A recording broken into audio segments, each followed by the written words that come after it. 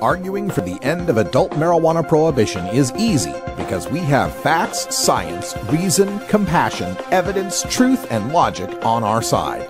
It is even easier when researchers catalog it all for us. Learn how to gather the facts on marijuana use, arrests, seizures, rehabs, drug tests, and more in this edition of Drug War Data Mining. Welcome back, everyone. 23 after the hour, and this headline in my local newspaper, the Oregonian, reads, "Marijuana use among young people to be discussed as part of free forum this week on drug addiction."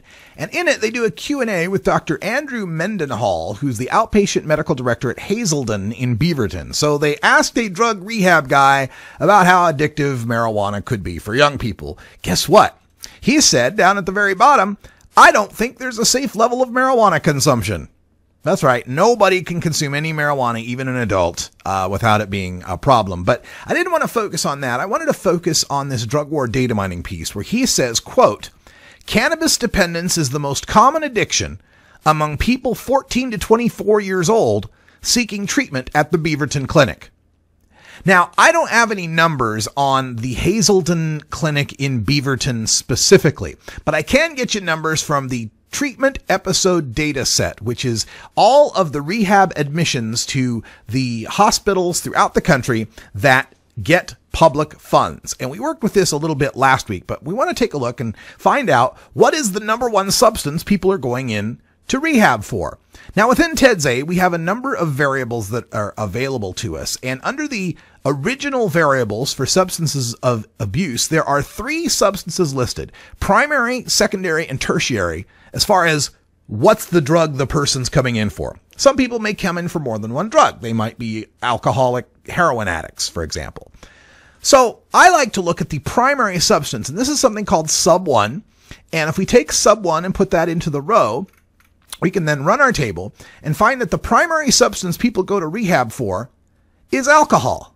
39.1% of the people go to rehab for alcohol, whereas 17.5% go for marijuana and 16.4% are going in for heroin. Those are the 3 largest categories. But that's all people going to rehab for all reasons. What if we narrowed that down? He said people aged 18 to 24 in his quote. So we can narrow that down to people aged 18 to 24.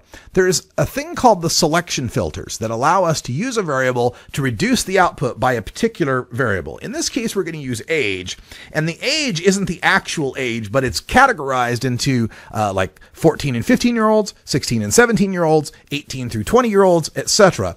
Categories 2 through 5 include everyone aged 14 through age 24. So we'll use that to narrow it down. What is the primary substance people go to rehab for? We run that table and we find, once again, aha, a difference. 41.6% of the people going to rehab for marijuana if we look at people under the age of 25. Almost twice as many who go there for alcohol.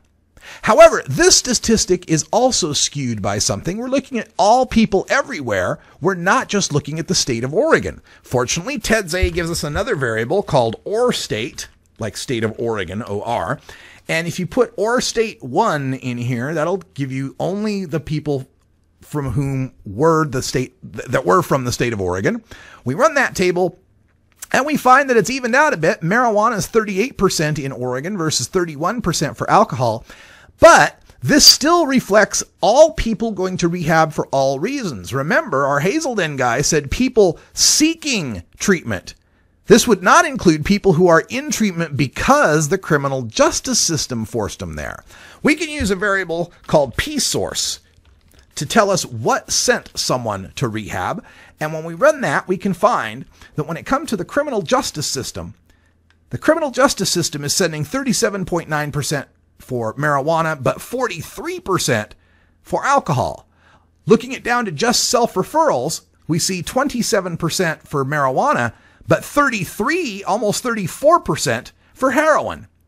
So in no way is this statement by the Hazelden guy, which again, he said, cannabis dependence is the most common addiction among people 14 to 24-year-old seeking treatment. Well, At the state level, for the entire state of Oregon, for the individuals, the self-referrals, people who are seeking treatment, the number one drug they're going in for is heroin, 34%, 1 out of 3. That is followed by marijuana at 27.5%, and then methamphetamine at 14.8%.